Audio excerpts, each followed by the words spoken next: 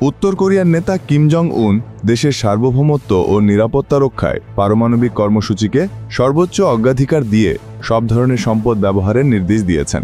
রাষ্ট্রীয় সংবাদ মাধ্যম KCNA শনিবার জানিয়েছে, পারমাণবিক ঢাল ও তলোয়ারকে আরও শানিত করার লক্ষ্যে তিনি এ নির্দেশ দিয়েছেন। শনিবার 27 সেপ্টেম্বর এক প্রতিবেদনে এ খবর দিয়েছে আল জাজিরা। শুক্রবার পারমাণবিক অস্ত্র গবেষণা প্রতিষ্ঠানের শীর্ষ কর্মকর্তা ও বিজ্ঞানীদের সঙ্গে বৈঠকে কিম জং উন বলেন, পারমাণবিক প্রতিরক্ষা ব্যবস্থাকে আরও উন্নত করা এখন দেশের জন্য মৌলিক সর্বোচ্চ অগ্রাধিকার। KCNA-এর প্রতিবেদনে উদ্ধৃত করে বলা হয়েছে, আমাদের অবশ্যই পারমাণবিক ঢাল ও তলোয়ারকে ক্রমবর্ধমানভাবে শানিত ও নবায়ন করতে হবে। এর মধ্য দিয়ে জাতীয় সার্বভৌমত্ব, নিরাপত্তা, স্বার্থ ও উন্নয়নের অধিকার নির্ভরযোগ্যভাবে নিশ্চিত হবে, মন্তব্য করেন কিম।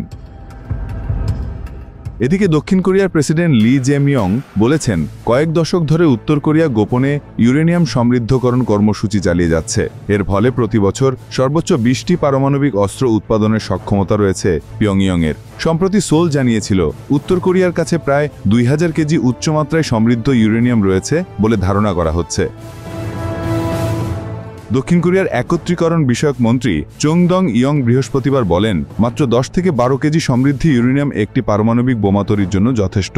তার দাবি, উত্তর কোরিয়ার অন্তত 4টি স্থানে ইউরেনিয়াম সেন্ট্রিফিউজ চালু রয়েছে এবং সম্ভবত সেখানে পারমাণবিক উপাদান জমা করা হচ্ছে। তিনি আরও বলেন, এখন আর নিষেধাজ্ঞার মাধ্যমে উত্তর কোরিয়াকে তার পারমাণবিক কর্মসূচি থেকে সরে আসতে বাধ্য করা সম্ভব নয়। তবে পিয়ংইয়াং এবং ওয়াশিংটনের মধ্যে আলোচনা পুনরায় শুরু করা গেলে নিরস্ত্রীকরণ প্রচেষ্টায় অগ্রগতি সম্ভব হতে পারে।